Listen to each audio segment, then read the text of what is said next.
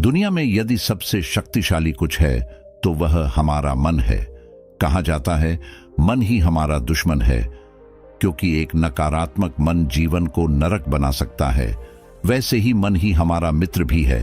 इसमें अगर हम सकारात्मकता विचार और भावना रखते हैं तो जीवन में स्वर्ग बन जाता है। जीवन में हम जितने भी इच्छाएं करते हैं उसके लिए सबसे पहले कल्पना हमारे मन से शुरू होती है। कोई घर बनाना हो या फिर कुछ नया आविष्कार, सबकी शुरुआत का धरातल मन ही होता है। मन में जो भी इच्छाएं होती हैं वह एक में एक दिन अवश्य पूरी होती है, लेकिन यदि ऐसा है तो लोगों के साथ बुरी घटनाएं क्यों हो जाती हैं? वह क्यों अपने जीवन में मन की शक्ति का प्रयोग करके सफल नहीं हो पाते? मन में सकारात्मक और नकारात्मक दोनों ही तरह की इच्छा है जन्म लेती है। सकारात्मक इच्छाओं के साथ नकारात्मकता को जोड़ देते हैं। इस कारण कई बार हम जीवन में अपनी इच्छा की वस्तु प्राप्त करने में असफल हो जाते हैं। आइए बुद्ध सन्यासी की इस कहानी के माध्यम से समझते हैं कि मन की शक्ति के द्वारा किस प्रकार से सब कुछ प्राप्त किया जा सकता है। दोस्तों, गौतम बुद्ध की शिक्षा हर किसी के जीवन को नई दिशा दे सकती है। अगर आप भी इसे मानते हैं तो कमेंट्स में नमो बुद्धाय लिखना मत भूलिए। आइए वीडियो शुरू करते हैं। एक समय की बात है, बुद्ध सन्यासी अपने आश्रम में ध्यान लगाकर बैठे हुए थे। तभी एक व्यक्ति भागा उनके पास आया। आश्रम के बौद्ध भिक्षु उस व्यक्ति को रोकते रह गए कि बुद्ध सन्यासी अभी ध्यान कर रहे हैं, उनके पास मत जाओ। किंतु वह व्यक्ति बुद्ध सन्यासी से मिलने के लिए इतना आतुर था कि उसने किसी की बात नहीं सुनी और दौड़कर बुद्ध सन्यासी के पास आ गया। इस शोर को सुनकर बुद्ध सन्यासी का ध्यान भी टूट गया। उन्होंने तुरंत अपनी आंखें खोल ली और उस व्यक्ति को देखकर हैरानी से पूछा कि तुम इस प्रकार भागे भागे क्यों फिर रहे हो? क्या तुम्हें किसी बात की जल्दी है? उस व्यक्ति ने कहा, नहीं प्रभु, किंतु मैं बहुत अस्थिर हूं। मैं किसी भी काम को धैर्य से नहीं कर पाता हूं। सभी कामों में हड़बड़ी रहती है। यह मेरी विशेष आदत है। बौद्ध भिक्षुओं ने मुझे कुछ समय प्रतीक्षा करने को कहा, किंतु मैं स्वयं को रोक नहीं सका। बुद्ध सन्यासी समझ चुके थे कि यह व्यक्ति बहुत अधिक अस्थिर मन वाला है। वह मुस्कुराए और बोले, अच्छा बताओ, मुझे इस प्रकार मिलने का क्या कारण है? यहाँ आने का उद्देश्य बताओ। तब उस व्यक्ति ने कहा कि मेरे मन में कई प्रकार के प्रश्न हैं और इन प्रश्नों के उत्तर आज तक मुझे कोई नहीं दे सका है। मैं बड़ी ही आशा लेकर आपके पास आया हूं। बुद्ध सन्यासी ने कहा कि ठीक है, प्रश्न पूछो।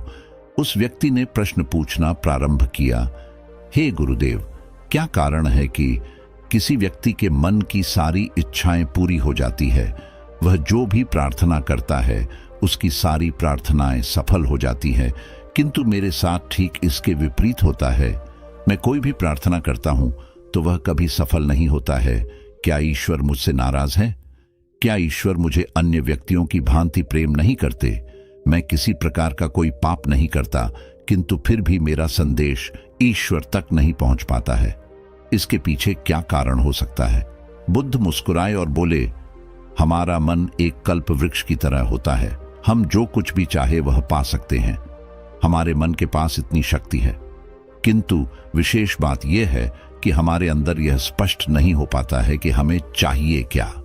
शास्त्रों में मनुष्य के मन को मरकट भी कहा जाता है। कभी इन बंदरों पर ध्यान दिया है? वे हमेशा चंचल अवस्था में होते हैं। उनकी आदत नकल करने की होती है। ठीक इसी प्रकार मनुष्य का मन भी हमेशा चंचल अवस्था में होता है, कभी स्थिर नहीं रह पाता। मनुष्य की इच्छाएं तभी पूर्ण हो पाती हैं जब उसका मन स्थिर हो जाता है। इस दुनिया में आज तक जो भी निर्माण हुए हैं वह कल्पनाओं के आधार पर हुए हैं। मनुष्य ने सबसे पहले उस चीज की कल्पना अपने मन में की, तब जाकर यह सफल हुई। यदि महल का निर्माण करना हो तो सबसे पहले उसकी एक रूपरेखा मानव के मन में बनती है। वह महल को लेकर तरह तरह की कल्पनाएं करता है और सब कुछ सोच विचार करने के बाद ही काम की शुरुआत करता है। और अंत में जब उसकी यह योजना सफल हो जाती है तो वह सोचता है कि उसने जो प्रार्थना की थी, जो मन में सोचा, बिल्कुल वही हुआ। सिर्फ निर्माण ही नहीं बल्कि विनाश भी मानव की कल्पनाओं का प्रमाण होते हैं। जितनी बार इस पृथ्वी पर विनाश हुए हैं वह अवश्य ही किसी मनुष्य के मन की कल्पना रही है। इसका अर्थ यह हुआ कि विनाश हो या निर्माण, इसकी रूपरेखा सबसे पहले मनुष्य के मन में तैयार होती है। मानव कभी विनाश को स्वीकार नहीं करते, किंतु यह सच है कि विनाश भी उनकी इच्छा के कारण ही होता है। तभी बुद्ध सन्यासी के पास बैठा वह व्यक्ति बोला कि तो इसका अर्थ यह हुआ कि यदि हमें कुछ प्राप्त करना है तो हमें मन को स्थिर और स्पष्ट रखना चाहिए। बुद्ध सन्यासी बोले, हाँ बिल्कुल, कुछ पाने के लिए यह आवश्यक है कि सबसे पहले हम अपने मन में सही और सकारात्मक कल्पनाएं करना सीखें। अगर हम अपने मन पर नियंत्रण नहीं रखेंगे तो हमारे साथ उल्टी सीधी चीजें होंगी और इच्छा के विपरीत ही कार्य होंगे।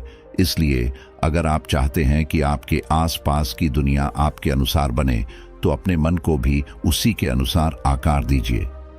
तभी वह व्यक्ति बोला कि यह किस प्रकार संभव है गुरुदेव कि मेरा मन वही सोचे जो मैं चाहता हूं, और जो मैं चाहता हूं उसकी फल प्राप्ति मुझे किस प्रकार हो सकती है। तब बुद्ध सन्यासी ने कहा, बरसों पहले मैंने किसी पुस्तक में कल्पवृक्ष की कहानी पढ़ी थी। आज मैं तुम्हें वह कहानी सुनाता हूं। प्राचीन समय की बात है। एक गांव के बाहर विशाल बरगद का वृक्ष था। उस वृक्ष का नाम कल्प वृक्ष था। दरअसल वह मायावी वृक्ष था।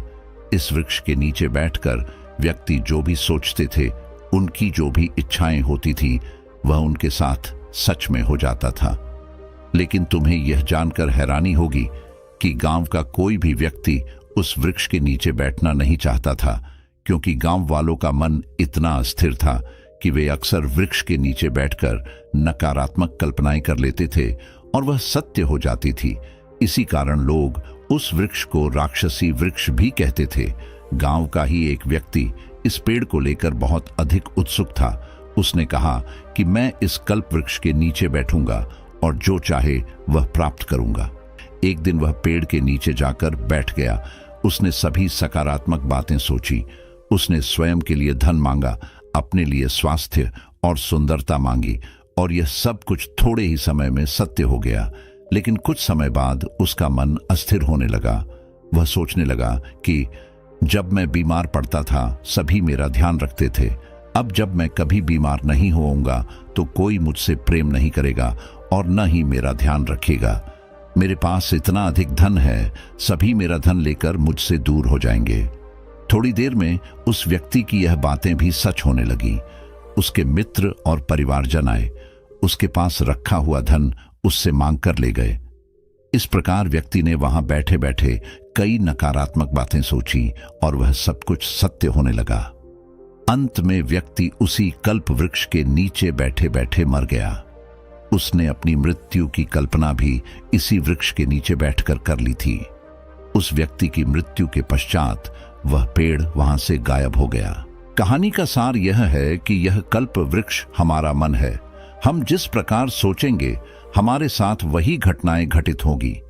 बुद्ध सन्यासी के पास बैठा व्यक्ति बहुत ही ज्यादा ध्यान लगाकर उनकी बातें सुन रहा था। बुद्ध सन्यासी आगे कहते हैं, अगर तुम अपने मन को व्यवस्थित रखो तो तुम्हारे आसपास सब कुछ व्यवस्थित होगा। तुम्हारा मन, शरीर और सारी ऊर्जाएं एक व्यवस्थित प्रणाली के अंतर्गत कार्य करेंगी। कुछ प्राप्त करने के लिए 4 आयामों पर कार्य करना आवश्यक है। जब आपके चारों आयाम भौतिक शरीर, मन, भावनाएं और ऊर्जा एक दिशा में व्यवस्थित होकर कार्य करने लग जाती हैं, तो आपके लिए कुछ भी प्राप्त करना बेहद आसान हो जाता है। संभव है कि यदि तुम क्रिया करो तो तुम्हारी कल्पनाएं जल्द ही सच में बदल जाएं, किंतु यदि यह 4 आयाम अपना कार्य करने लगे तो बिना क्रिया किए भी तुम वह सब कुछ पा सकते हो जो तुम चाहते हो। मन के साथ एक बहुत ही विकट समस्या होती है। यह हर समय अपनी दिशा बदलती रहती है। आप जाना दूसरी दिशा में चाहते हैं, जबकि यह आपको ले जाती है किसी अन्य दिशा में।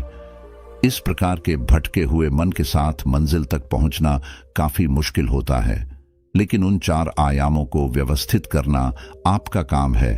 आप ऐसा करने में सफल होते हैं तो आप स्वयं भी कल्प वृक्ष बन सकते हैं और जो चाहे सब कुछ प्राप्त कर सकते हैं। जब सभी इच्छाएं पूर्ण हो जाएंगी तो जीवन का कोई उद्देश्य ही नहीं बचेगा। जरा सोचो, आज तक तुमने जो भी इच्छाएं की हैं, जिन जिन लोगों से प्रेम किया है, वह सभी तुम्हारे आसपास हो, तब क्या तुम शांति और सुकून से रह पाओगे? क्या सभी इच्छाएं पूर्ण हो जाने के बाद तुम्हारे जीवन में शांति आएगी? बिल्कुल नहीं। जीवन में हमेशा कोई ना कोई उद्देश्य होना चाहिए। दरअसल जो शक्ति, जो आकर्षण का नियम मानव के लिए वरदान के रूप में कार्य करता, वह आज अभिशाप बन चुका है। और अभिशाप भी उसे मानव ने ही बनाया है, क्योंकि मानव सचेत होकर कार्य नहीं कर रहा। वह अपनी सोच और अपने मन पर नियंत्रण नहीं रख पा रहा है। इसलिए जब उसके साथ अप्रिय घटनाएं होती हैं, तब वह ईश्वर को दोष देता है, जबकि ऐसा नहीं होना चाहिए। मान लो तुमने अपने मन में 1 महीने में 10,000 रुपए कमाने की इच्छा की, किंतु इस इच्छा के साथ साथ तुम यह भी सोच रहे हो कि मेरे पास तो काम नहीं है, मैं इस लायक नहीं हूं, यह तो संभव ही नहीं है। तो इसका अर्थ यह हुआ कि तुम मन ही मन यह भी कह रहे हो कि मैं ये नहीं चाहता। तो तुम ही बताओ कि किस प्रकार तुम्हारी यह इच्छा पूरी होगी। इच्छाओं को पूरा करने के लिए सरल मन वाला होना बेहद आवश्यक है। कोई व्यक्ति सरल मन से ईश्वर में आस्था और श्रद्धा रखकर अपनी इच्छाएं उन्हें बिना किसी प्रश्नवाचक चिन्ह के बता देता है और विश्वास कर लेता है कि वह सब कुछ पाने की लायक है और वह सब कुछ पाने की योग्यता रखता है, तभी जाकर वह जीवन में कुछ पा सकता है। और आकर्षण का नियम भी ऐसे ही लोगों के लिए काम करता है। इस प्रकार बुद्ध सन्यासी ने एक मन से अस्थिर व्यक्ति को जीवन में सब कुछ पा लेने की कला सिखाई। बुद्ध सन्यासी से उपदेश को सुनकर वह व्यक्ति मन ही मन बहुत प्रसन्न हुआ और उसने बुद्ध सन्यासी को धन्यवाद दिया। धन्यवाद दोस्तों, उम्मीद करते हैं कि इस वीडियो से आज आपने अपने जीवन में कुछ अच्छा सीखा है और इसके नियमों को फॉलो करके जीवन में एक दिन सफल जरूर बनेंगे।